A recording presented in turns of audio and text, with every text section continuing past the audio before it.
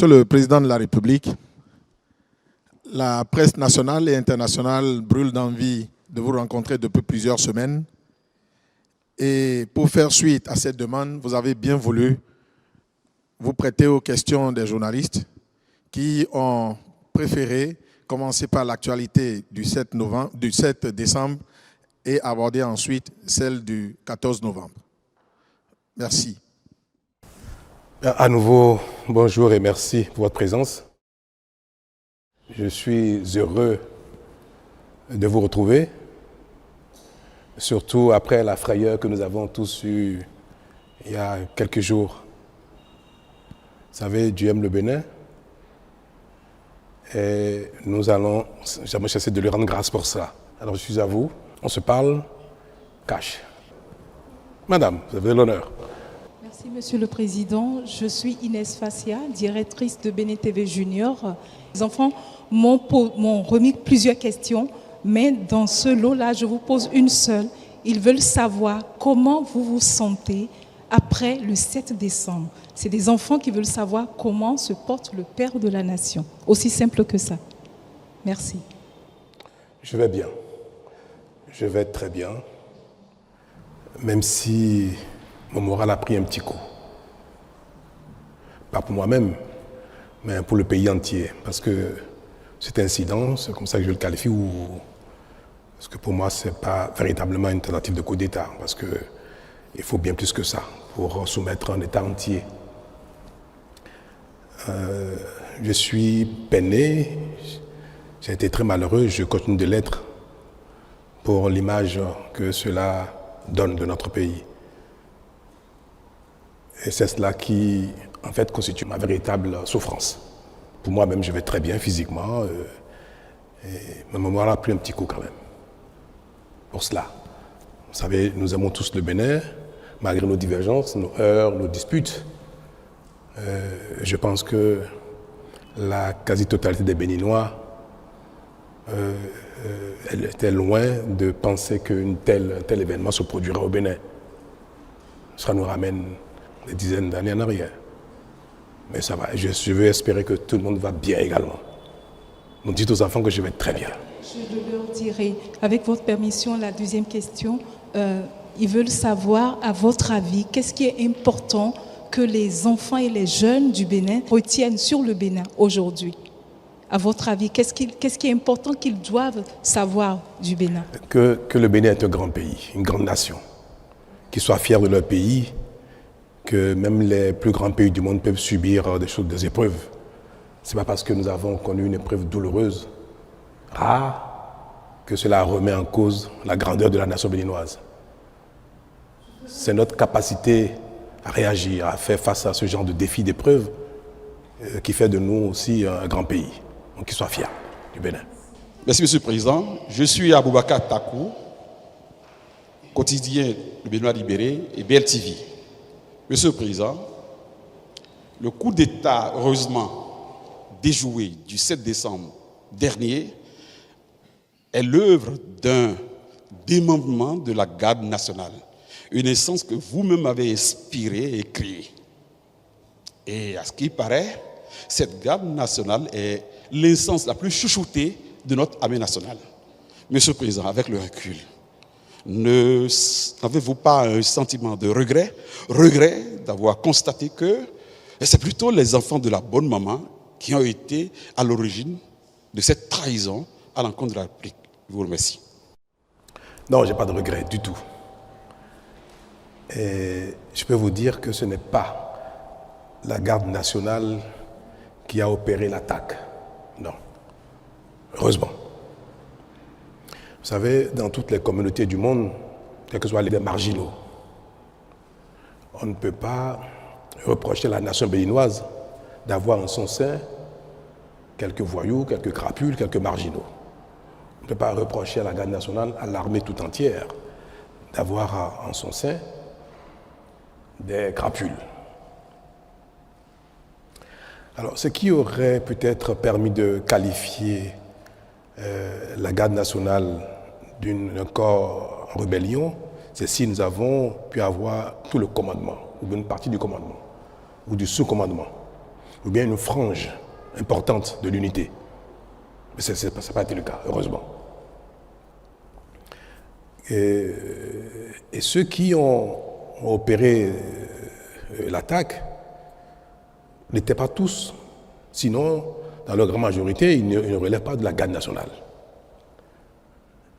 Ce sont quelques soldats qui étaient en séjour dans le camp de Togbe pour des formations, pour des mises à niveau, assurées par quelques formateurs de la garde nationale. Et je peux vous confirmer que l'armée béninoise tout entière, et notamment la garde nationale, elles ont été extraordinaires. Elles ont, dans les premières minutes, confirmé leur allégeance à l'État, au chef supérieur des armées, à leur autorité, et ont engagé immédiatement des hommes pour venir au secours de l'État, pour venir porter main forte au mater les voyous.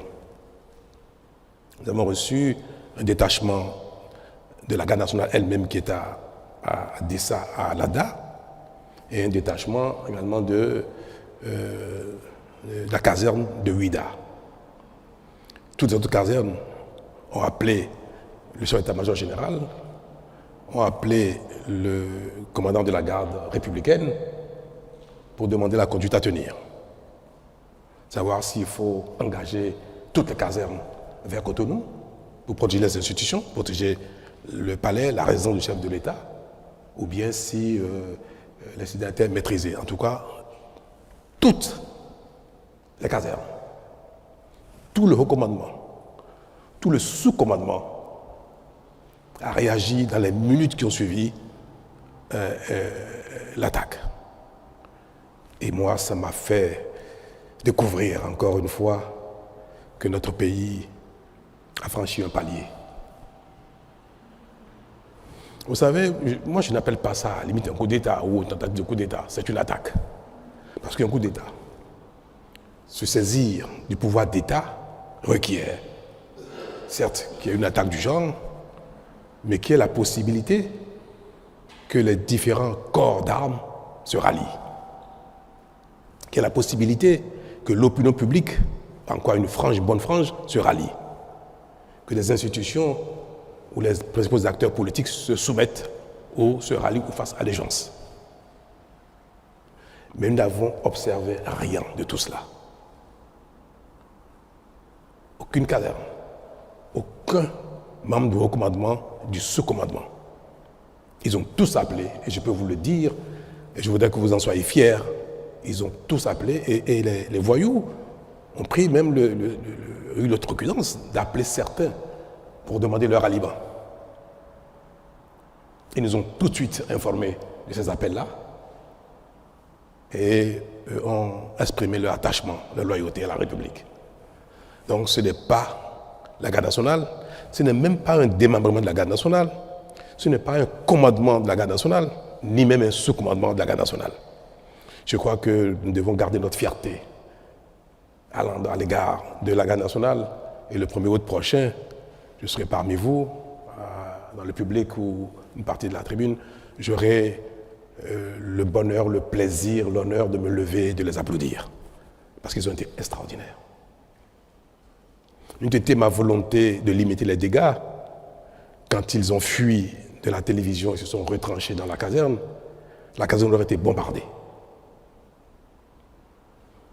Les renforts qui sont venus d'Alada, de la garde nationale, et de Ouida étaient en position de bombarder le camp de retrait, c'est-à-dire Togbe. Nous avons imaginé ce que ça aurait engendré comme dégâts humains, aussi bien dans la caserne que hors de la caserne. Parce qu'il y a eu beaucoup de jeunes soldats en formation qui n'étaient pas avec eux, mais qui ont embarqué. Vous avez dû le constater dans la vidéo qui a circulé à l'occasion de leur prise éphémère de la télévision. Et il disait, je crois, il n'est pas avec nous, bien suis-le, suis-le. C'était même ridicule. Une bonne partie des enfants, des jeunes qu'ils ont embarqués ne savent même pas pourquoi. Vous savez, dans l'armée, quand un chef vous dit « venez, il y a une opération », vous suivez, par discipline. Donc ils ont embarqué les enfants, les garçons, qui sont venus découvrir sur le site de quoi il s'agissait. Et beaucoup, d'ailleurs, leur ont échappé pour ne pas être mêlés à cette forfaiture. Alors, mes très chers, notez que l'armée béninoise et la garde nationale ont joué leur rôle et je continue de le garder, je continue d'être fier à leur égard. Monsieur le Président de la République, je suis Paul Danogbe du média en ligne Africaro. Aujourd'hui, dites-nous quelles sont les mesures qui ont été prises pour que les Béninois n'assistent plus à ces événements, à ces tristes événements. J'ai presque envie de dire que vous êtes le plus chanceux dans la sous-région. Quel est le secret du président Patrice Talon? Ben non, je n'ai pas de secret. C'est la nation entière qui, comme je viens de le dire, n'est plus à ce stade du tout. Le Bénin, j'aime bien le dire, c'est peut-être un peu prétentieux, mais le Bénin est déjà notre pays dans notre sous-région. Et certes, il y a eu des failles, c'est vrai. Je manquerai de sincérité si je ne vous l'avoue pas. Nous étions peut-être un peu dans un excès d'assurance et de constat de la paix, de la tranquillité d'un pays dans lequel tout le monde, malgré nos difficultés, nos peines, nos heurts, nos divergences, on pensait que le Bénin était loin d'être sujet à une telle chose. Vous savez, si on prend les grands pays dans lesquels ce genre de choses ne sont plus envisageables, les pays d'Europe, développés, les États-Unis, Canada et consorts, ce n'est pas une telle idée qui manquerait à certains de leurs ressortissants. Il y a bien des gens qui se saisissent d'armes de guerre pour aller braquer une banque, pour aller braquer une bijouterie. Mais il ne reviendrait à personne dans un pays d'aller braquer l'Élysée ou bien la Maison-Blanche. Je suis certain qu'il y a plein de gens qui, se levant le matin, ont peut-être envie de devenir président des États-Unis ou président de la France par la force. Ça, on ne peut pas dire qu'aucun Français, aucun Américain, aucun Canadien, aucun Allemand n'est capable d'avoir une telle idée folle. Tous les hommes ne sont pas identiques, quel que soit le temps, quelle que soit l'époque, quel que soit le lieu, c'est pas pour dire toujours quelques marginaux. Autant, on peut prendre des armes pour aller braquer dans ces grands pays une banque, une bijouterie, autant, même si l'envie existe, personne ne ferait des braquer, comme je viens de dire, l'Élysée ou bien la Maison-Blanche. Pourquoi? Parce que si quelqu'un le fait, il est certain, 100% certain, que cela ne va pas prospérer. Qu'aucun corps d'armes ne suivrait. Aucun commandement ne suivrait. Le peuple ne suivrait pas. Aucune institution ne suivrait. Donc il ne pourra jamais jouir du pouvoir. Jamais. Ça peut durer 1 heure, 2 minutes, 1 semaine, même 1 mois, si c'est ceci d'armes très lourdes pour empêcher les autres corps de venir le saisir. Mais jamais celui qui penserait quelque chose du genre, qu'il ferait, ne jouirait du pouvoir. Dans certains pays qui ne sont pas à ce stade, si vous le faites, vous avez peut-être une chance sur 10, sur 20, sur 1000 d'en jouir. Il peut y avoir une partie de l'armée qui peut se rallier. Une partie de l'opinion peut se rallier. Des acteurs politiques peuvent se rallier. Alors quand la communauté, une nation est encore à cette étape-là, ce genre d'événement peut arriver. Mais une communauté, une nation dans laquelle tout ce que je viens de citer, les institutions, l'armée, consorts, jamais ne se rallie à une telle aventure, dans cette communauté, il n'y aura jamais de coup d'État militaire ou par la force. Jamais. Alors, il faut souhaiter que notre pays qui vient de démontrer qu'il est un grand pays reste sur ce palier et que notre évolution, notre émancipation, notre compréhension du monde, de la vie, des règles et consorts, n'amène plus jamais aucune frange de notre société significative. Que ce soit le peuple, que ce soit les institutions, que ce soit les armées, que personne ne puisse jamais adhérer ou faire allégeance ou approuver une telle chose. Et c'est pour ça que ceux qui ont eu le courage ou l'outrecuidance, ou je ne sais pas comment je vais l'appeler, de se réjouir de ça, comme je viens de dire, les marginaux ne manquent pas, nulle part au monde. Il y en a aussi au Bénin. Il y en a même parmi la classe politique. Parmi vous, il y en a. Ceux qui se sont réjouis de cela, ils sont condamnables. On ne peut pas applaudir publiquement un crime. On ne peut pas se réjouir publiquement d'un crime. Mais je pense que plus le temps passera, et plus ce genre de marginaux seront en nombre infime, pour que la nation dans sa globalité soit effectivement une très grande nation. C'est pour dire que c'est au Bénin qu'il faut, je vais dire ça, qu'il faut apporter le salut de ce qui s'est passé, c'est-à-dire que la tentative n'est pas prospérée. Moi, je n'ai pas de secret particulier. Je suis chef d'équipe pour un temps, ça va s'achever bientôt. Et nos actions ne portent que parce que les Béninois adhèrent à ce que nous faisons, malgré les divergences qu'on peut observer ici et là. Nous ne pourrons pas dire qu'aucun Béninois n'aura jamais, plus jamais une telle idée, mais il ne faudrait pas que l'idée puisse prospérer à ce point. Même si très vite, nous avons eu le dessus.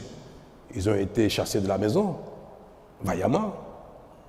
Même moi-même, je n'ai pas eu peur d'être avec la garde républicaine, parce que je savais très bien que jamais cela ne prospérerait, que nous ferons face.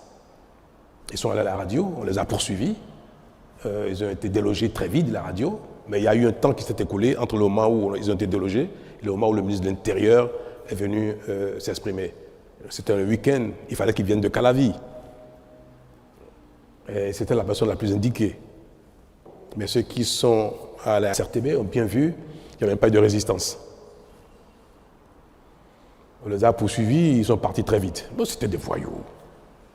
C'était des voyous, des petits terroristes qui ont été manipulés, encouragés par quelques acteurs marginaux politiques du Bénin et puis quelques également personnes étrangères que je me garderai d'évoquer ici parce que la justice s'est déjà saisie de cette affaire-là.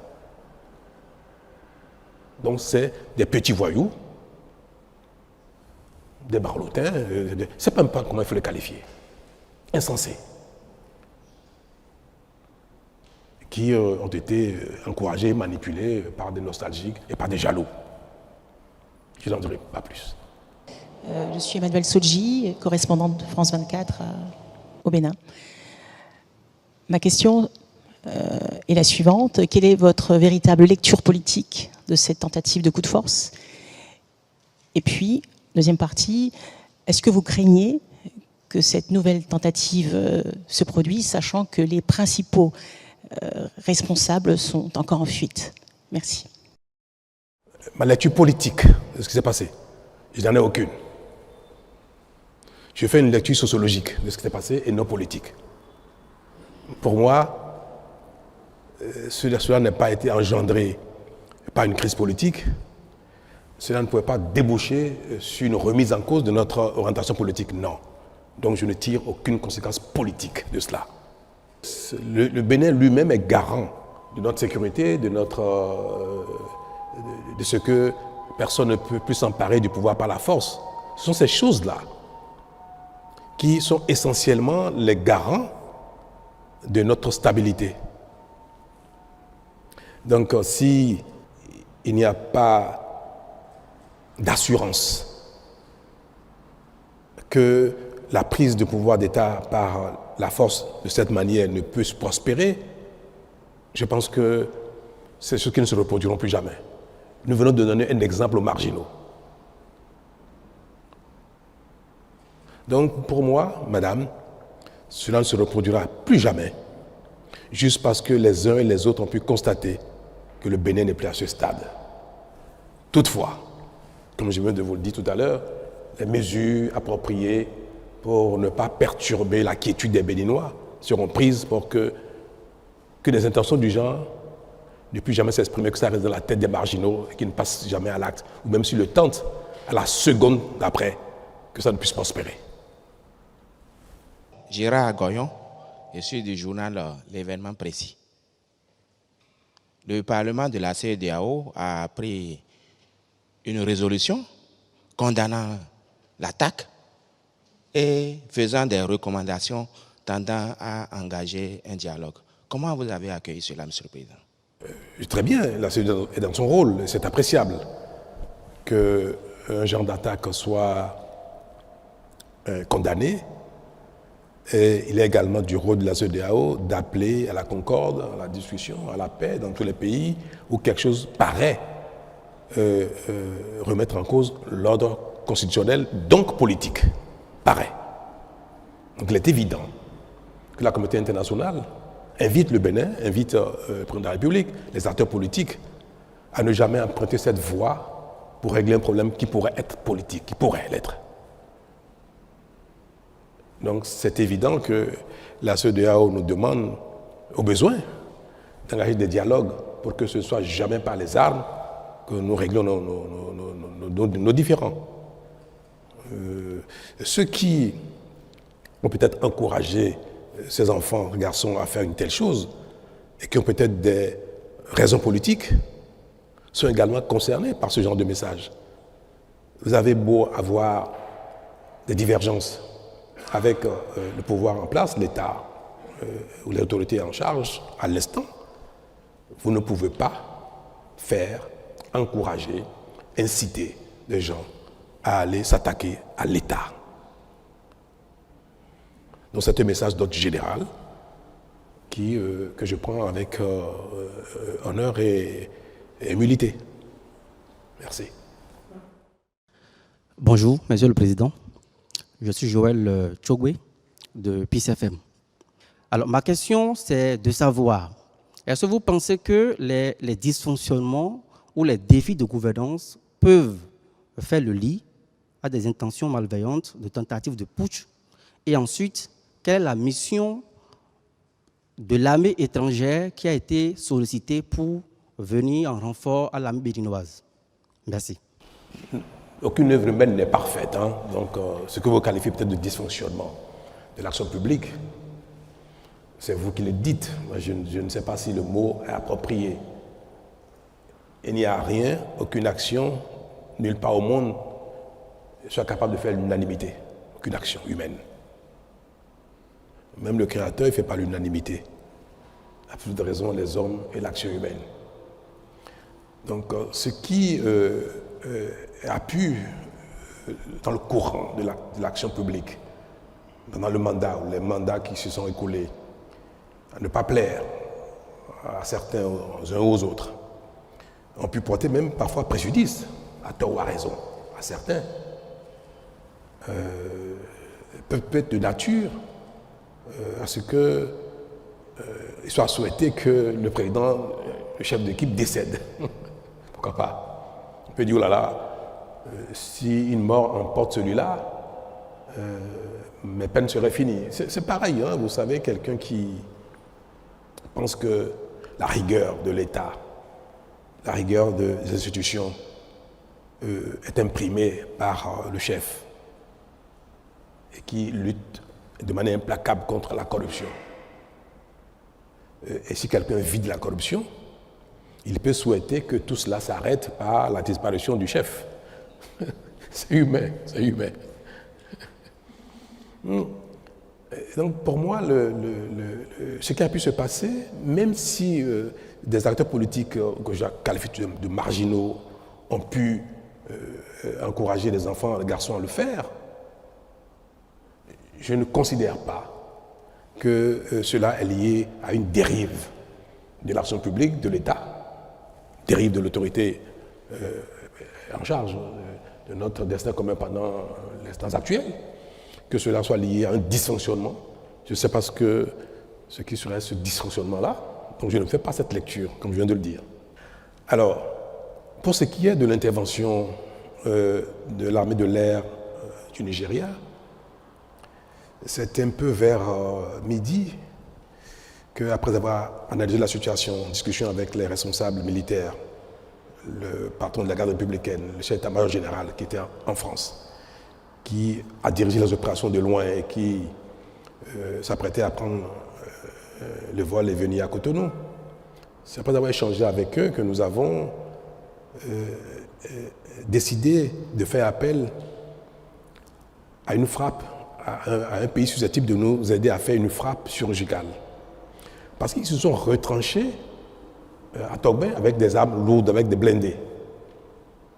On avait neutralisé un des blindés devant la télévision nationale, mais ils sont retournés dans la caserne avec des blindés. Vous savez, dos au mur, ils peuvent encore faire des bêtises. C'est-à-dire commencer dans la caserne, à tirer, à faire n'importe quoi, sachant que la cause était perdue. Nous avions nous aussi positionné des blindés non loin du camp pour les convaincre, résoudre à déposer les armes. Vous ne pouvez pas être certain que des gens qui ont fait une telle folie soient quelques minutes après capables de raison, dire bon, laisse tomber. Donc il se pourrait qu'il y ait des échanges qui feraient beaucoup de dégâts dans le quartier de Togbin. La base est au cœur de Togbin. Je ne peux pas être président de la République, c'est parce que j'ai été éprouvé il y a quelques minutes que je vais dire, peu importe les dégâts que ça va occasionner, peu importe les vies innocentes qui pourraient être perdues. Nous avons dit, il ne faut surtout pas que les affrontements entre l'armée loyaliste, l'armée tout court et ces voyous engendrent encore des pertes en vie humaine. On avait déjà perdu 2 personnes. À cette heure-là, je savais déjà que l'épouse du général Bada était déjà décédée, je le savais déjà. Je savais déjà qu'on vient de perdre un des soldats de la garde républicaine. Je venais de voir un deuxième qui a reçu une balle qui a brisé complètement le bras. Donc pour moi, nous étions en train de perdre déjà 3 personnes. Est-ce que ces voyous, il faut les bombarder, les anéantir et les tuer? Nous avons aboli la peine de mort au Bénin. Nous n'allons pas, par nos armes, tuer des gens qui sont dans le crime. Il faut les arrêter, les condamner, mais pas les tuer. Il ne faut pas non plus tuer d'autres soldats qu'on savait très bien dans le camp, mais non partisans de cette affaire-là. Quand je viens de vous dire, suivez-les, ils sont avec nous. On savait déjà qu'il y avait plein de gens dans le camp qui n'étaient pas avec eux. Des gens dans le camp nous appelaient. On a eu des appels de soldats dans le camp qui disaient mais non, on n'est pas concernés, ce qui se passe n'est pas bien, et comme ça, qui n'étaient pas avec eux. Il faut préserver ces vies-là. Ne disposons pas d'aéronefs susceptibles de faire des frappes ciblées pour détruire 1 ou 2 de ces blindés, parce que c'est leur seule arme, c'était ça. Ce sont des armes puissantes, en face desquelles il fallait déployer la même force de frappe. C'est vrai, nous étions en supériorité. Toute l'armée béninoise, avec une vingtaine de garçons, c'est vite fait. Mais il y aurait dans tous les cas, si on avait utilisé nos armes, il y aurait des dégâts. Il y a un type d'arme dont le Bénin ne dispose pas. C'est des aéronefs susceptibles, très haut, de faire une frappe millimétrée. Peut-être que les temps à venir, nous allons l'acquérir. Mais vous savez, nous venons de loin et nous consacrons nos ressources à nous assurer du minimum. Notre stratégie de lutte contre le terrorisme, de préservation de la sécurité intérieure du pays, requiert des acquisitions assez spécifique. Les terroristes n'utilisent pas des blindés. Nous ne pensons pas que le Bénin irait un jour en guerre contre les pays voisins. Si on a beaucoup d'argent, on achèterait tout et n'importe quoi. On n'a pas beaucoup d'argent. On achète ce qui est utile, important, impératif pour nous.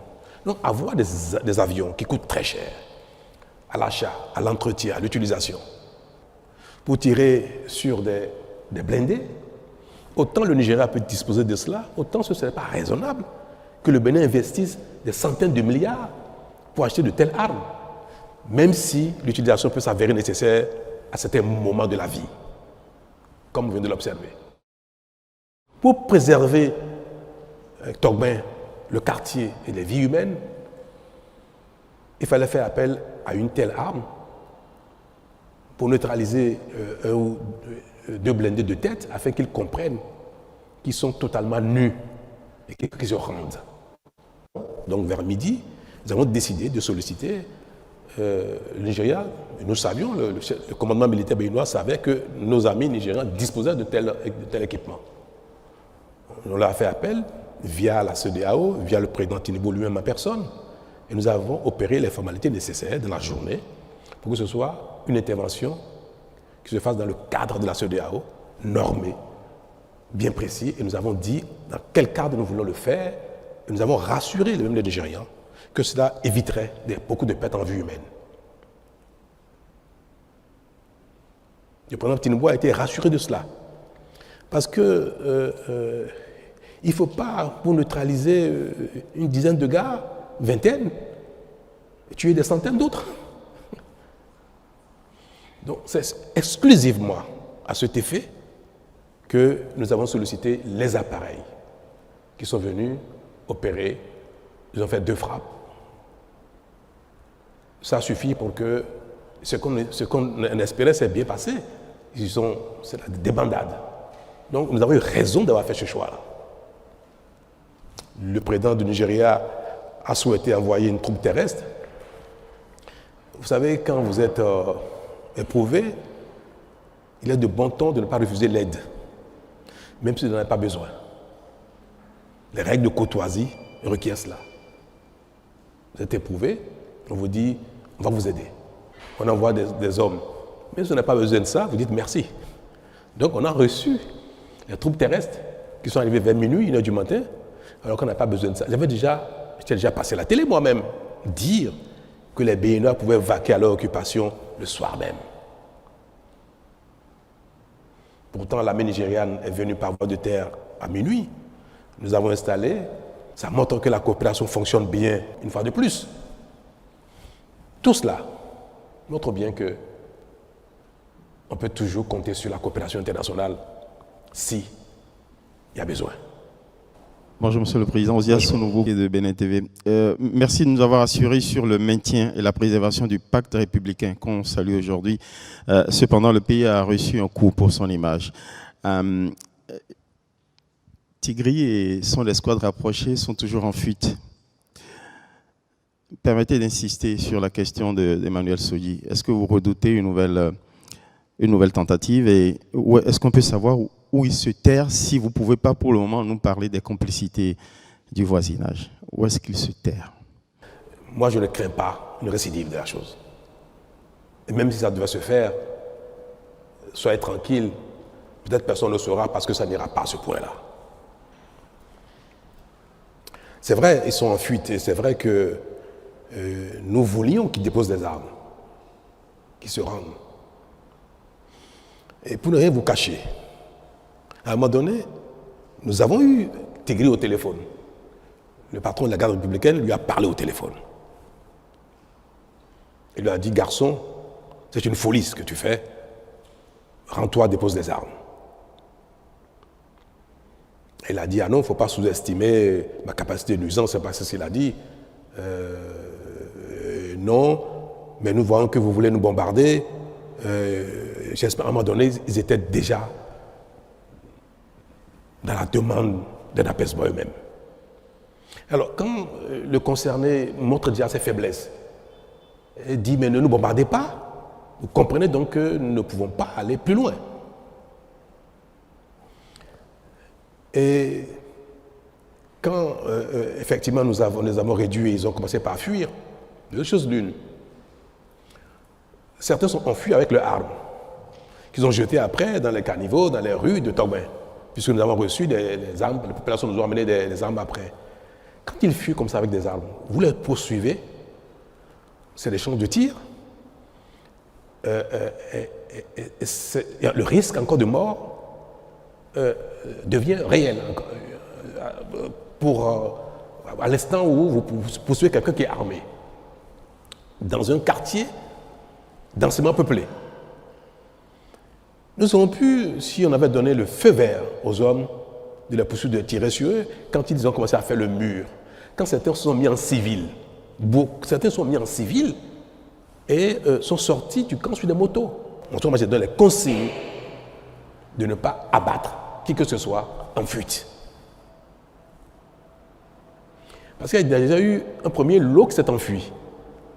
Quand ils sont arrivés dans le camp, Tigri lui-même est parti du camp en civil et en voiture. Il a abandonné les garçons, il a quitté, il est sorti du camp. Quand la frappe a eu lieu, il n'y était plus. Donc, ceux qui se sont enfuis, tant mieux. Nous les recherchons, nous avons retrouvé certains parmi eux, mais certains ne sont pas été retrouvés et je crois, ont eu la facilité de quitter le territoire. Parce que vous savez très bien que la convivialité, la bonne cohabitation entre nos deux pays, la CEDEAO, même si parfois sur les papiers, ce n'est pas une réalité, entre les populations, c'est une réalité. Les échanges sont libres, totalement libres entre les populations sur les frontières. Et il n'y a pas que les points de passage officiels qui permettent d'aller du Bénin au Nigeria, au Niger, au Burkina ou au Togo. Donc ils ont pu passer les frontières. Et nous avons lancé les mandats d'arrêt contre eux. Nous avons sollicité les pays concernés pour coopérer et nous les livrer. Je vais espérer qu'ils vont coopérer, qu'ils vont nous livrer ces voyous-là. Parce qu'il faut qu'ils en répondent. Mais je compte de vous dire, c'était moins de mal que ce soit enfui que les poursuivants. Nous fassions beaucoup de victimes dans Togben. Rachida Ousso de BIP Radio. Si vous me permettez, j'aimerais aborder le deuxième thème de cette conférence. J'aimerais évoquer la trêve politique. Est-ce que vous pouvez nous expliquer comment ça va marcher et est-ce que ça ne pose pas problème dans un pays démocratique? Merci. J'ai donc promulgué hier la loi portant révision de la Constitution. Et c'est vrai que dans les nouvelles dispositions, il y a, je vais le dire ça abusivement, l'instauration d'une trêve. Mais en fait, ce n'est pas nouveau, madame. Dans le dispositif politique électoral du Bénin, ça tout le monde le sait, la campagne électorale en vue du changement des équipes politiques, que ce soit exécutif parlementaire ou aux exécutifs locaux, la campagne électorale, dans les tests qui organisent les élections aujourd'hui, la campagne ne peut s'ouvrir que, je crois, c'est 2 semaines avant le scrutin. C'est ça, les textes existants.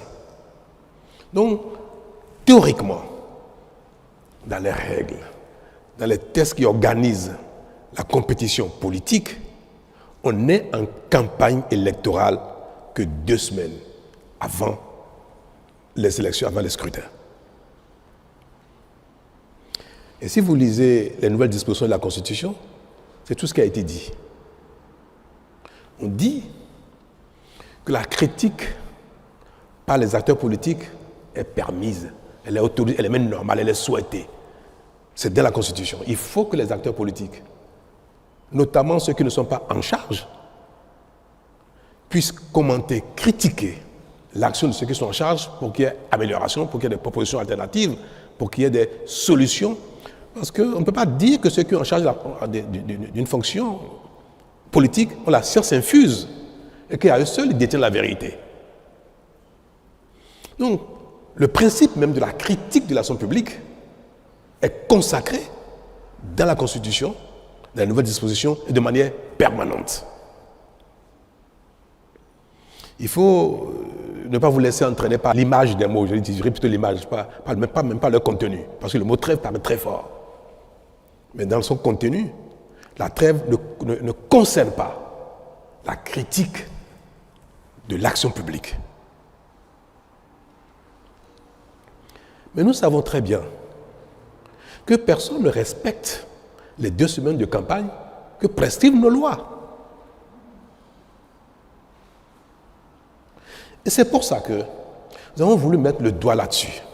Utiliser un mot fort pour interpeller les consciences, pour dire qu'on ne peut pas être en campagne toute l'année, tout un mandat durant. Un président qui est élu un jour J pour 5 ans, pour 7 ans bientôt, pour peut-être 10 ans, peut-être on ne sait jamais, ou peut-être pour 2 ans ou 3 ans. Nous sommes dans un modèle d'élection générale. Quand un système un régime est mis en place qui concerne l'ensemble des diverses fonctions politiques, parlementaires, exécutives ou locales, il ne faut pas qu'aussitôt après les élections, la campagne redémarre pour les élections qui auront lieu 5 ans après. Et c'est ça qui a été redit de manière plus forte dans la disposition qui prescrit qu'on ne peut pas faire campagne tout le temps. Et nous avons même élargi la période de campagne. On permet même que la campagne ait lieu, au lieu de 15 jours avant les élections, elle ait lieu même 1 an avant les élections. On allait plus loin que ce qui existait.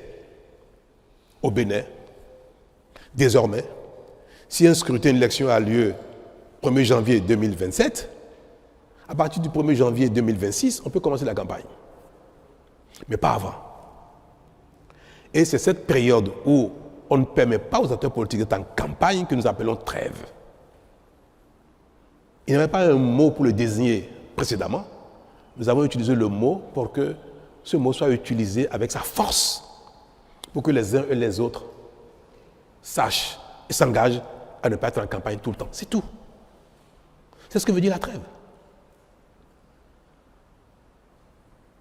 Nous en faisons un foin terrible parce que nous sommes habitués à ce que même quand les textes existent, qu'on ne les respecte pas. Il a suffi qu'on mette le doigt dessus, qu'on dit « oh là là, vous nous entendez de parler ». Mais la disposition constitutionnelle consacre que la critique soit permanente. Barnabas Orokouma, journaliste et promoteur du groupe de presse d'Abaro. Nous sommes à Parakou. Merci beaucoup, Monsieur le Président. Au lendemain du vote de la loi portant révision de la Constitution, le gouvernement a fait une tournée dans le pays pour expliquer aux populations le contenu de cette nouvelle loi. Qu'est-ce qui ressort de cette tournée? Est-ce que ce sont les rapports qui vous ont été faits qui ont permis à ce que plus tard vous promulguez finalement cette loi? Je vous remercie. Moi, j'ai été consulté par les partis politiques. Cette loi qui a été votée n'a pas été votée dans mon dos. Je vais vous le dire. J'ai été consulté et le ministre de la Justice a participé au débat. Et nous avons fait des amendements. Donc, ce qui a été voté était parfaitement en phase avec notre vision. Et je change beaucoup avec les partis politiques qui appuient l'action gouvernementale. Je n'exerce pas la fonction tout seul. Je suis en concertation permanente avec les partis politiques qui nous accompagnent. Et d'ailleurs, des lois à caractère politique ne peuvent pas être votées sans qu'il n'y ait quand même une certaine discussion, convergence de point de vue entre les acteurs politiques qui soutiennent l'action du président et lui-même. Donc, je ne vais pas me dérober sur la question, j'ai été bien informé et j'ai participé à sa rédaction. J'ai même fait des suggestions d'amendements. Vous savez, les dispositions de révision de la Constitution sont quelque chose de sensible. Vous me direz pourquoi on n'a pas fait ça avant. Et moi, je vais vous dire une chose. Ça me caractérise, même si tout le monde le sait déjà. C'est quoi le rôle d'un leader? C'est quoi le rôle d'un leader? Un leader politique, un leader religieux, un leader social, un leader d'une cause donnée. C'est quoi son rôle? C'est de réfléchir à ce qu'il faut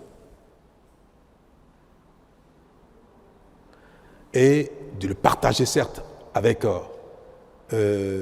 sa cible, ses concitoyens, quand il s'agit de leaders politiques, mais aussi c'est surtout d'oser proposer des solutions aux problèmes qui se posent à la communauté. Donc un leader, ce qu'on attend d'un leader, ce n'est pas simplement tout le temps d'aller recueillir ce que veut la communauté pour mettre en œuvre, point barre. Mais sinon, quel est notre rôle? Quelle est la compétence? Quelle est l'énergie? Quel est le savoir-faire? Quelle expérience que nous mettons au service de nos concitoyens si nous ne pouvons rien leur proposer? J'estime qu'il est de notre devoir de faire l'analyse de nos conditions de vie, de l'environnement international, national, et de proposer les solutions les plus indiquées pour que le pays avance. Si je dois attendre que les solutions viennent de mes concitoyens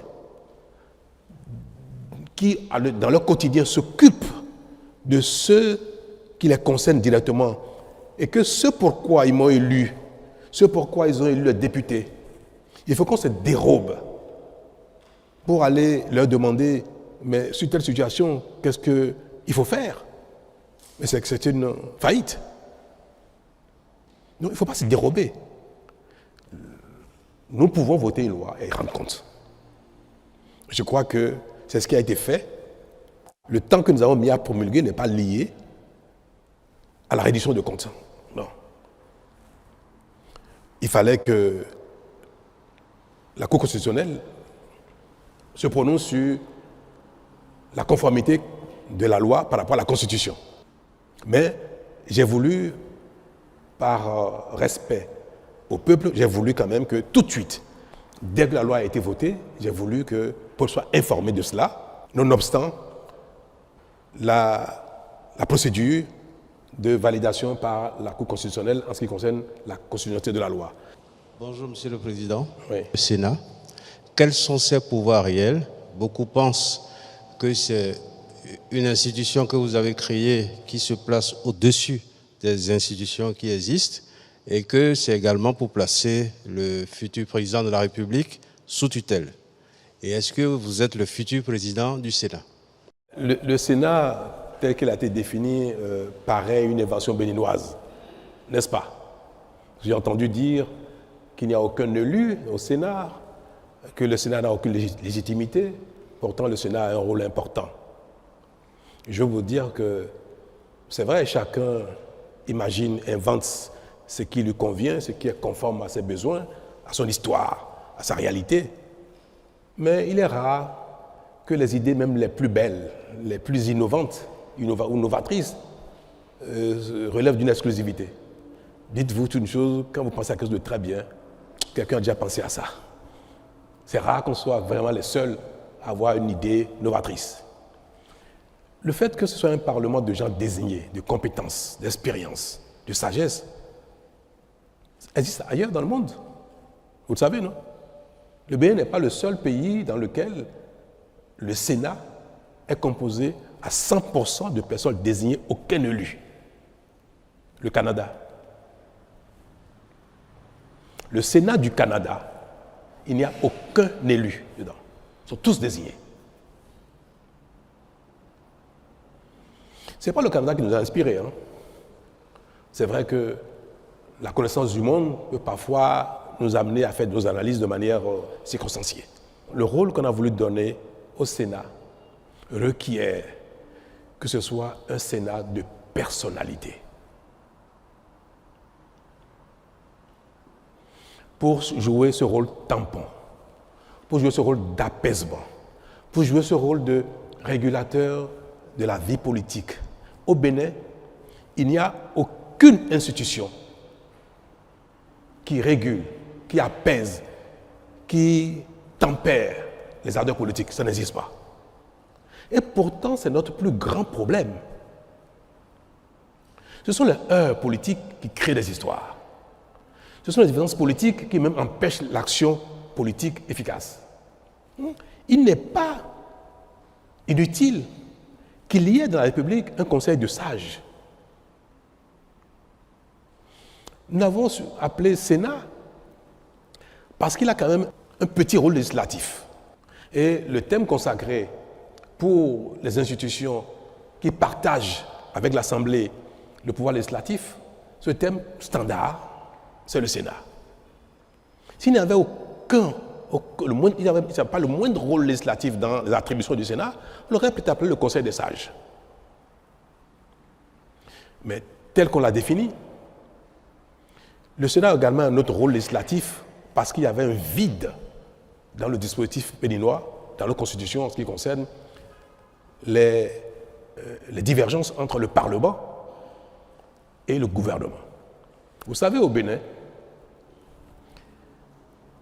le président de la République, le gouvernement, peut également initier des lois qu'on appelle projets de loi. Le Parlement initie proposition de loi. Dans tous les cas, que ce soit projet venant du gouvernement, venant du président de la République, ou proposition venant des députés, c'est le Parlement béninois seul au Bénin qui vote la loi.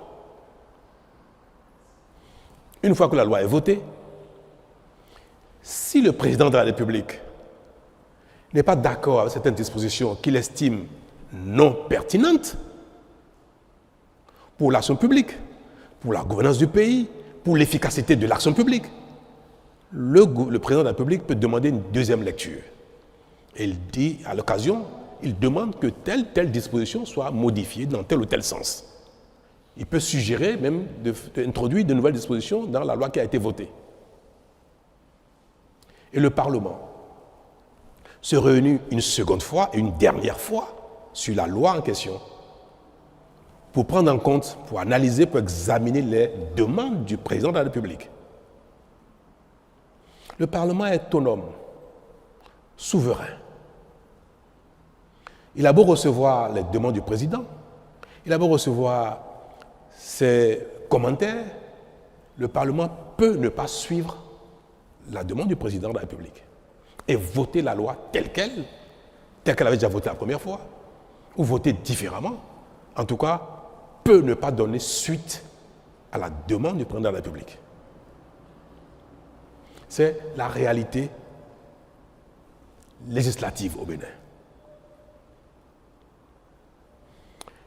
Mais nous sommes dans un régime présidentiel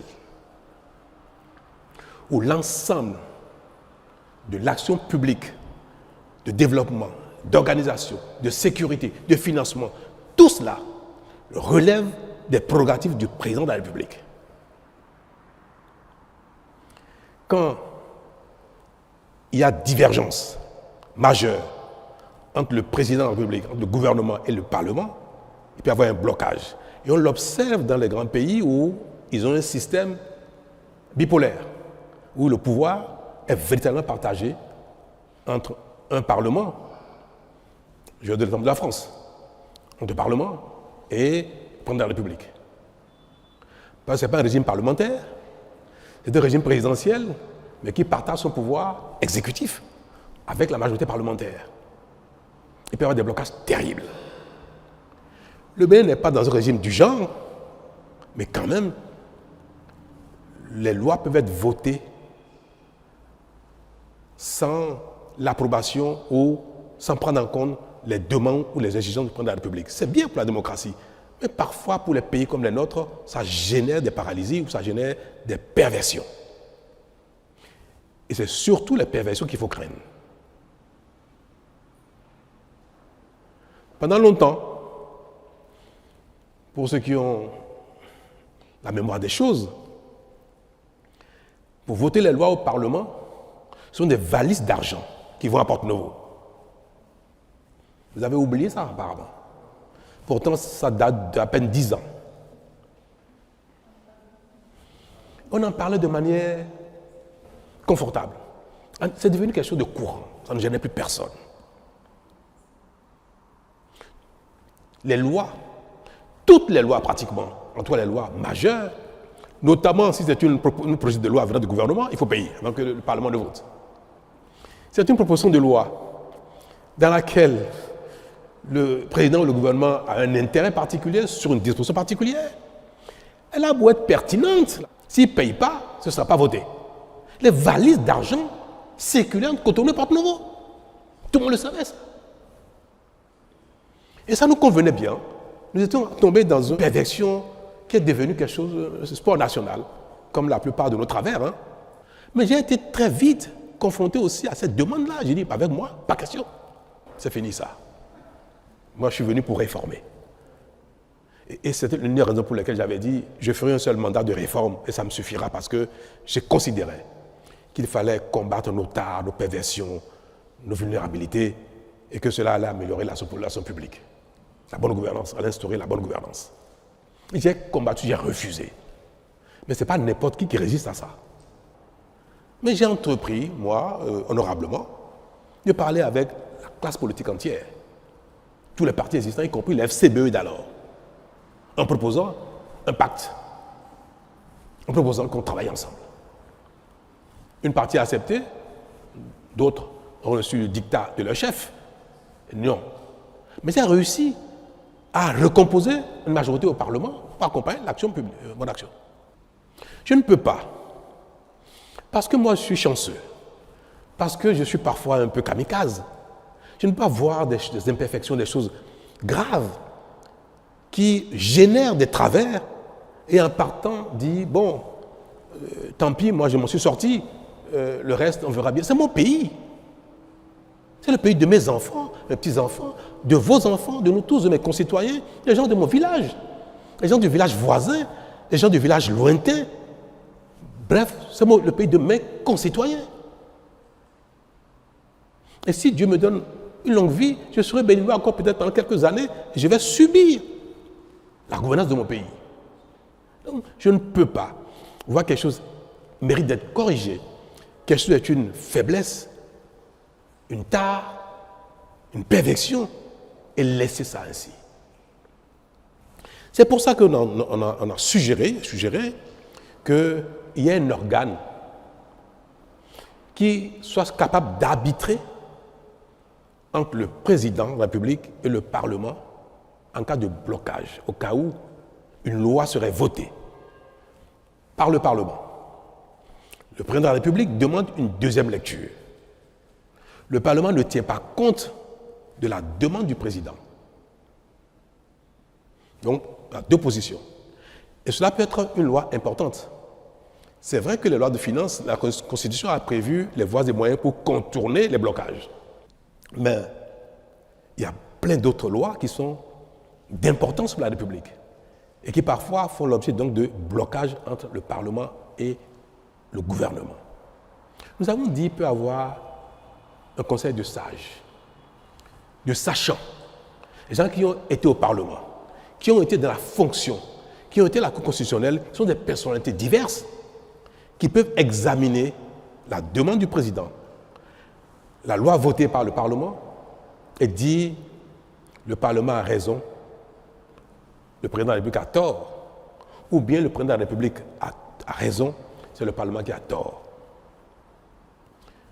Un tel organe peut permettre, si le président de la République a des observations, des demandes qui vont dans le bon sens, qui sont d'intérêt général, un tel organe peut permettre que cette loi soit votée, soit promulguée selon les demandes pertinentes du président, afin que ce ne soit pas des considérations politiques, mesquines, qui empêchent la mise en œuvre de quelque chose qui est bon pour le pays.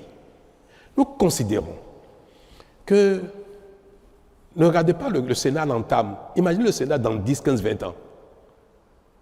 Un organe du genre qui rassemble autant de personnalités qui ont été dans ces genres de fonctions, forcément à quelque chose de plus que le gouvernement lui-même, que quelque chose de plus que le Parlement lui-même en matière d'appréciation de l'intérêt général.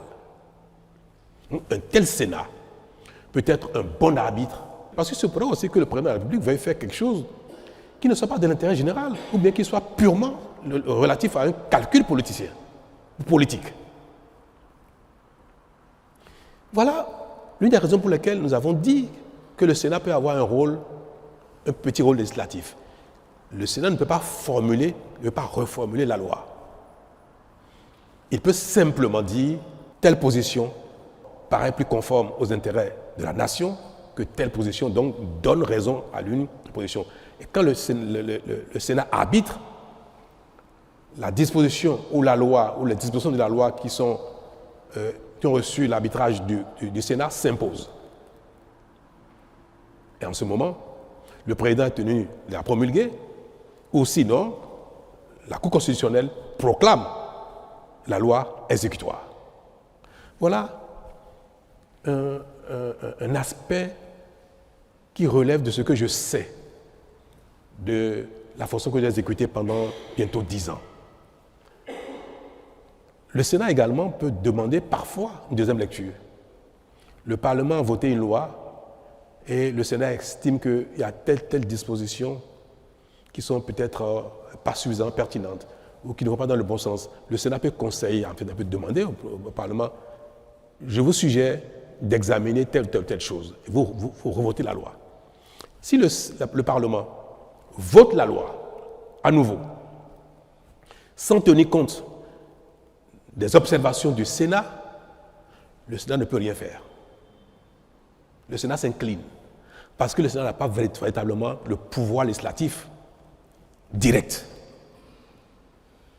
Il peut arbitrer, il peut conseiller, mais il ne peut pas voter une loi. Donc, si l'Assemblée nationale n'est pas favorable aux observations du Sénat, l'Assemblée vote en son âme et conscience, souverainement. Et maintenant, c'est une affaire entre l'Assemblée et le président de la République, qui sont les deux qui détiennent la légitimité du pouvoir législatif et exécutif. Voilà. Voilà pourquoi nous avons instauré le Sénat. Il y a une troisième prérogative, mission du Sénat, c'est d'appeler de temps en temps les acteurs politiques à la raison.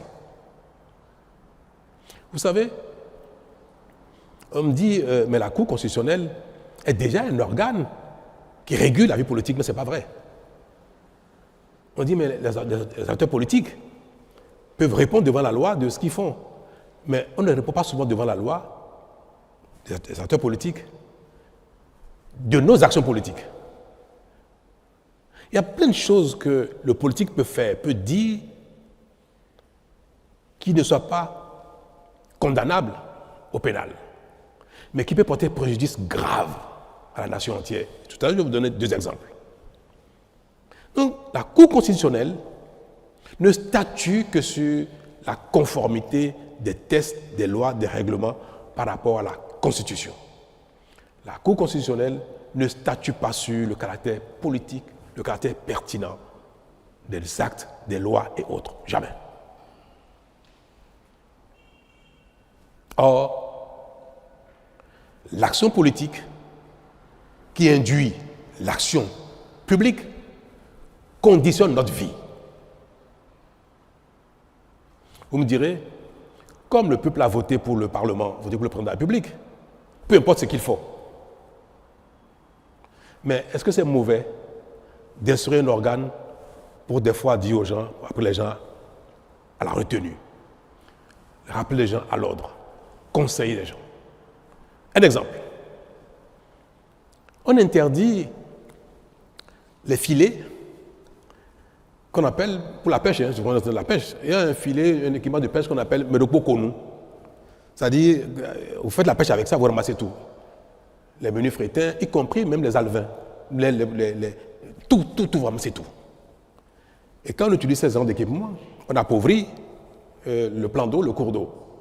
Et la pêche finit par, la richesse halieutique finit par mourir complètement.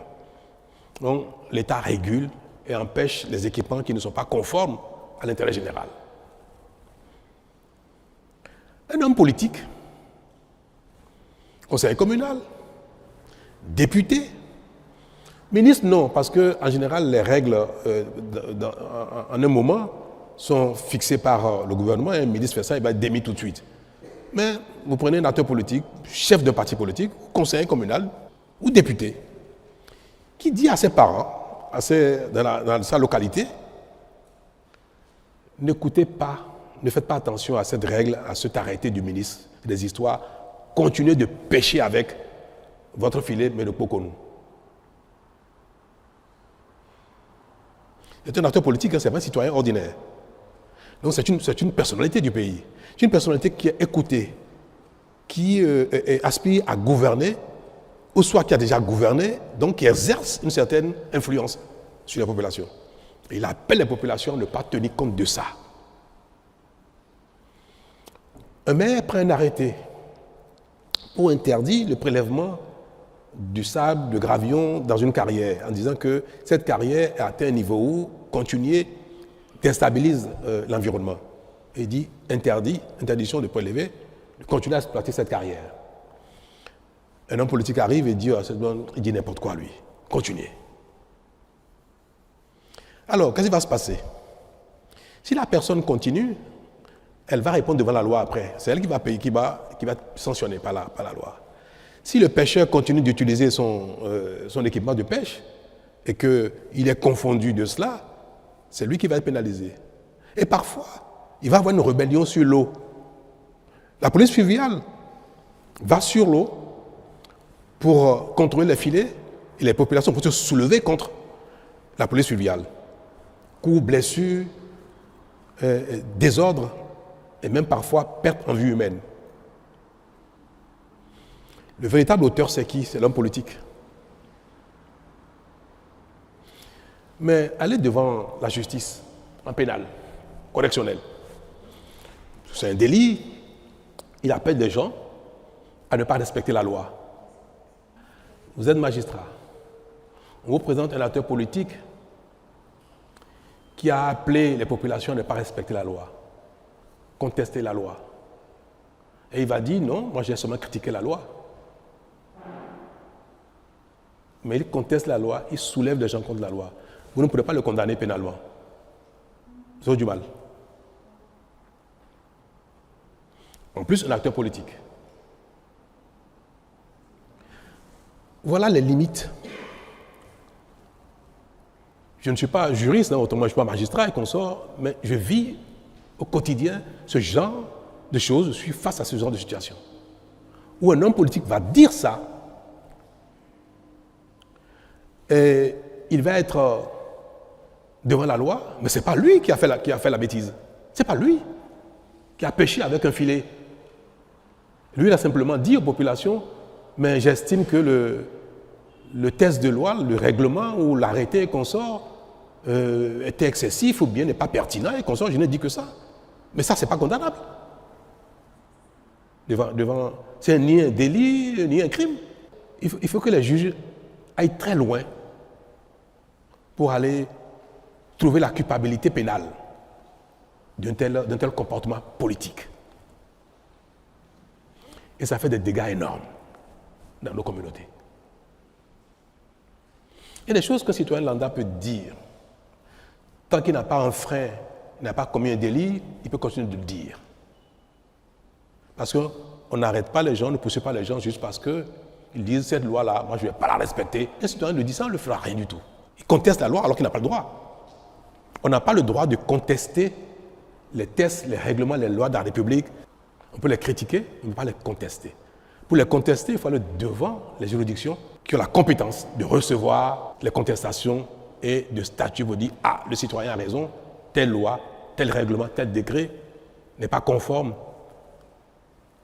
à l'ensemble du dispositif positif légal de notre pays. » Mais en dehors de la contestation devant la juridiction, théoriquement, personne n'a le droit de contester l'autorité de la loi, des règlements, dès lors qu'ils sont en vigueur. Donc, que les citoyens, même si on ne doit pas le faire, qu'ils contestent l'autorité de la loi et des règlements, on ne peut pas mettre les gens en prison pour ça. Mais qu'un acteur politique, une personnalité politique, qui a de l'influence, qui aspire à gouverner, qui a même déjà gouverné, fasse de telles choses, Ce n'est pas pénalement qu'il faut régler ça, il faut régler ça politiquement, il faut l'appeler à la raison. Il faut qu'il y ait parfois, un observatoire pour dire tel ou tel, ce que vous faites pour un politique, pour un chef de parti, pour un ministre, pour un député, pour un conseiller communal, ce n'est pas bien parce que vous remettez en cause l'ordre global. Le Sénat a aussi ce rôle-là, de pouvoir interpeller les acteurs politiques sur des choses qui sont contraires à l'intérêt général, qui sont contraires à la sécurité, qui sont contraires à la paix. Quand un homme politique dit « Moi, je vais appeler les miens, ils vont venir si vous allez vous affronter sur le terrain. » D'un homme politique, ce n'est pas bien. Mais est-ce que vous allez le poursuivre en pénal pour ça? Parce qu'il a dit « Je vais appeler les miens, ils vont venir s'affronter. » Non. Ce n'est pas tout qui est pénal. Il faut éviter aussi d'amener les acteurs politiques systématiquement devant la loi parce que ça crée trop de problèmes. Ce qui n'est pas convenable politiquement. Il faut qu'il y ait un organe pour leur dire « c'est pas bien ce que vous faites. Ne faites plus ça, ne dites plus ça. » Et si là, les personnes refusent, récidivent, vont jusqu'à demander qu'il y ait un coup d'État, vont jusqu'à demander à ce qu'il y ait la guerre civile, vont jusqu'à demander que les populations s'affrontent. Là, on peut dire, ah non, là, vous exagérez. On peut prononcer même sanction politique contre ces personnes-là. C'est tout. Nous mettons en place dans notre pays des dispositions qui accompagnent notre dynamique de développement, la compétition politique, l'activité politique, comme dans tous les autres domaines où, quand on est dans un métier, il y a des codes de déontologie, il y a des lois, des règlements qui les organisent, qui sanctionnent. Il n'y a qu'en politique où aucun test, aucun règlement, aucune institution n'appelle à recadrer l'activité politique, l'action politique ou les propos politiques. Ça n'existe pas au Bénin. C'est le seul métier. On peut faire ce qu'on veut et il n'y a personne qui peut vous rappeler à l'ordre. Si vous êtes médecin, infirmier, artisan, policier, je ne sais pas quoi, zémédien et consorts, votre activité est réglementée. L'activité politique, non. Vous faites ce que vous voulez. Vous pouvez appeler les gens à se tuer. À la limite, on ne vous dira rien. Est-ce que c'est un tort de proposer qu'il y ait un conseil de sages qui appelle les uns et les autres à la raison pour que nous vivions plus en harmonie et que l'action politique publique soit efficace et non chaque fois objet de conflits, de guerre. Voilà, mesdames et messieurs, l'intérêt du Sénat. Je pense qu'il serait bien que nul ne se dérobe. Que nul ne se dérobe. Que toutes les personnes qui ont servi ce Bénin, ce pays, qui ont une certaine personnalité, une certaine expérience, une certaine notoriété, acceptent, pendant qu'ils sont encore un peu vigoureux, d'être dans ce conseil de sages. Moi, je ne vais pas me dérober. Et j'espère que personne ne se dérobera. Personne. Ce n'est pas très contraignant d'être dans ce conseil, dans ce Sénat, pour donner son opinion, pour apprécier ce que font les uns les autres, pour conseiller et pour apaiser, pour servir de tampon. Non. Donc, je pense, et je vais l'espérer, que toutes les personnes visées vont accepter de siéger au Sénat, y compris moi-même. Monsieur le Président, je suis Éric Guédénon de Canal 3 Télévision. Alors, la loi que vous avez promulguée, il y a la question des mandats. Oui, c'est vrai qu'on ne doute plus de votre volonté de faire jouer le Bénin dans la Cour des grandes nations. Cependant, aucun grand pays démocratique majeur n'a instauré 7 ans. Pourquoi le Bénin a fait l'option de 7 ans? Le Bénin aspire à être dans la catégorie des grands pays. Les grands pays font 5 ans et le Bénin fait 7 ans. C'est comme si nous on recule, on se met dans la catégorie des pays qui... Non, je vais vous dire pourquoi. J'ai eu en 2016 à proposer à mes concitoyens qu'on instaure un mandat un peu plus long que 5 ans, mais un mandat unique. Parce que j'ai dit que 5 ans, c'était trop court pour agir efficacement et pour avoir un résultat. C'est trop court. Mais j'ai dit que la quête d'un second mandat pervertit l'action courante. Parce qu'on a les yeux rivés sur le second mandat et on est un peu même populiste. C'est pour ça que j'ai proposé les deux choses. Rallonger le mandat pour avoir un temps plus long pour l'efficacité de l'action publique, mais un seul mandat pour ne pas être conditionné par le besoin de renouvellement. 10 ans après, ayant été dans la charge, je peux vous dire que je suis plus que jamais convaincu que 5 ans c'est trop court. Surtout, si ce n'est pas un mandat unique. C'est un paradoxe, hein, ça paraît. Surtout si ce n'est pas un mandat unique, 5 ans est trop court. Parce que celui qui est élu pour un premier mandat, s'il est un homme politique, il voudrait forcément un second mandat. La vocation politique ne s'exprime pas seulement pour exercer la charge de la fonction une seule fois. Et vous le savez tout très bien, la plupart des acteurs politiques qui postulent pour être président de la République, ils voudraient bien faire le nombre de mandats qu'il faut, 2, 3 ou 4 si possible.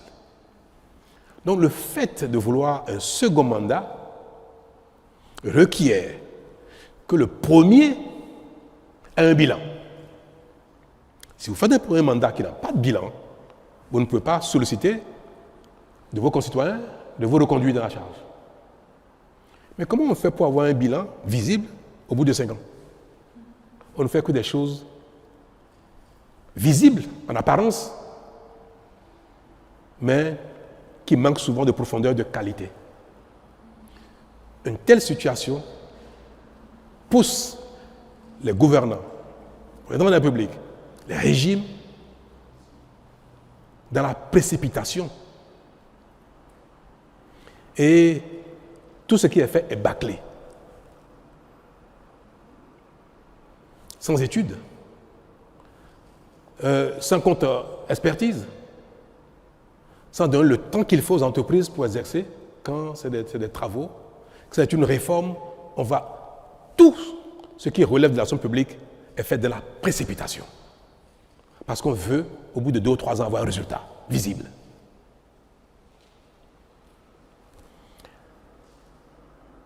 Les pays qui font 4 ans, les grands pays, 4 ans, 5 ans, c'est des pays dans lesquels tout est déjà fait. On va prendre l'exemple des États-Unis qui font 4 ans. L'exemple de la France qui est passé de 7 ans en 5 ans. Mais quand vous écoutez les attentes des populations aux États-Unis, en Allemagne, en Italie, en France, c'est quoi l'attente des populations? Quelle est leur demande face aux acteurs politiques? Quand vous écoutez l'offre politique des acteurs politiques italiens, espagnols, français, canadiens, américains, quand vous écoutez leur offre politique, de quoi ils parlent? Vous n'entendrez jamais les populations françaises, américaines ou italiennes demander de l'eau à leurs acteurs politiques. Il nous faut de l'eau, jamais. Qui a déjà entendu ça une fois dans les réclamations des populations en France ou aux États-Unis? Jamais. Vous n'entendez jamais demander de l'électricité. Ils ne demandent jamais la route. Ils ne demandent jamais des hôpitaux. Ils ne demandent jamais les écoles. Même pas les universités. Peut-être des centres de recherche. Pourquoi? Parce que l'eau, ils l'ont déjà depuis longtemps. La route, ils l'ont depuis longtemps. L'électricité, les gens naissent avec ça, ils ne s'imaginent pas que ce soit un bien particulier. C'est une banalité. Vous n'entendez pas les gens dire, dans ma région, je veux une université. Les gens ne demandent pas ça. Les populations vont dire, nous voulons lutter contre l'immigration. Pour qui on va voter pour qu'il combatte l'immigration? Pour qui on va voter pour qu'il assure notre sécurité dans les quartiers, dans les villes? Sécurité. Lutte contre l'immigration. On va entendre Nous ne voulons pas aller à la retraite à 65 ans, on veut continuer à la retraite à 60 ans. Des choses qui relèvent du confort de vie et non des fondamentaux de survie même, d'existence. Nous sommes sur 2 planètes différentes. Nous sommes dans 2 mondes différents. Le président américain, jamais quelqu'un lui demandera « Oh, l'électricité, consort, école et consort », jamais. Lui va parler d'impôts. Il va parler d'immigration. Il va parler de la rivalité avec la Chine. À la limite, on peut élire un président américain pour 1 an. C'est suffisant. Parce qu'on veut qu'il prenne des mesures tout de suite contre l'immigration. Un décret suffit. Une fois qu'il a pris le décret, il peut dire bye-bye. Il a satisfait les besoins de ses électeurs. Une fois qu'il a fixé le taux de douane sur ce qui doit venir de la Chine partout et il peut dire bye-bye, j'ai fini.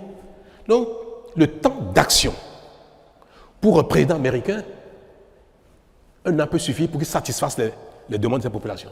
1 an peut suffire. Si vous allez en France, il faut combien de temps à un gouvernement pour voter la loi, prendre les décrets pour mettre la retraite à 60 ans, 65 ans, 70 ans? Il ne faut pas 2 ans, il ne faut pas 5 ans.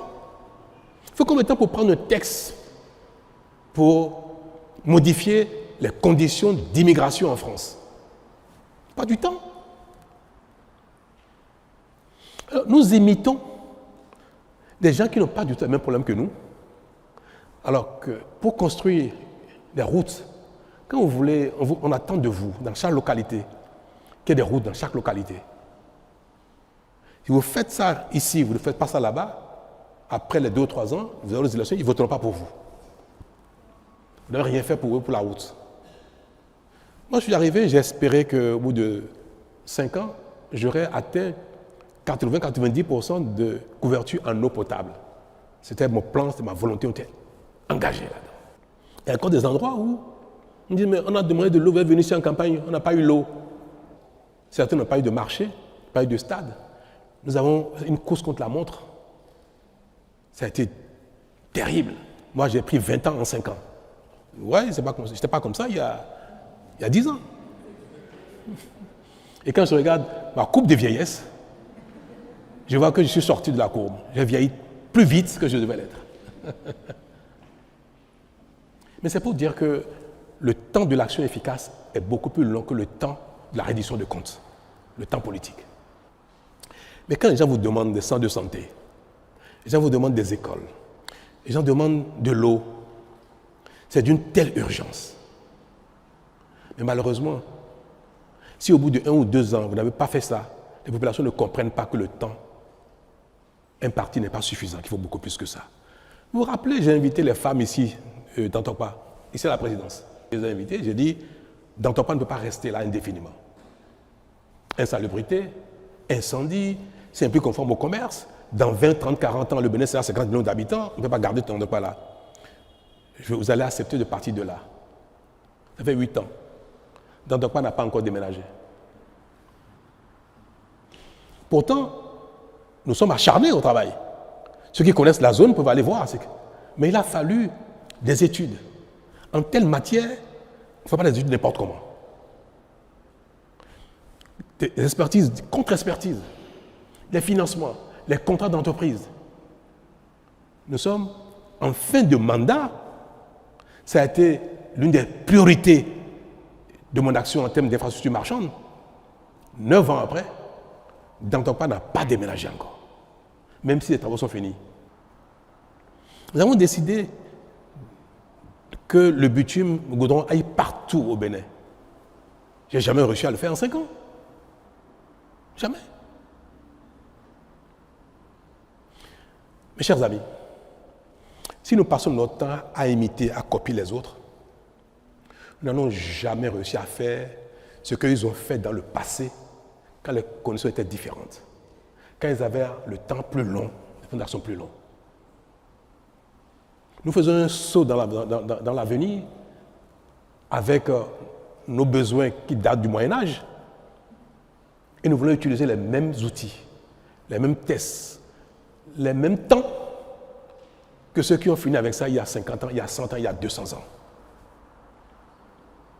Si nous voulons que nos hommes politiques, les présidents que nous allons élire, ne fassent pas un remake de Maria Gleta, il faut leur donner le temps de l'action. Maria Gleta a été un échec pour 2 raisons essentielles. La précipitation. Le président Boniaï, je pense qu'il est lui aussi, il voulait qu'il y ait de l'électricité. Parce que c'est des choses qui dans votre bilan, vous qualifient. Tellement ils étaient pressés qu'ils sont adressés à des gens incompétents. Ils n'ont pas le temps d'apprécier la compétence de ceux qui leur ont fait des études.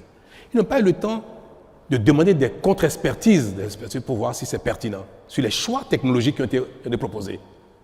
Les vendeurs d'illusions, il y en a partout dans le monde. Vous êtes pressés, on va vous vendre n'importe quoi. On a donné un temps de réalisation qui était trop court. Même si la corruption a été un élément. Mais je pense que l'élément fondamental d'un tel échec,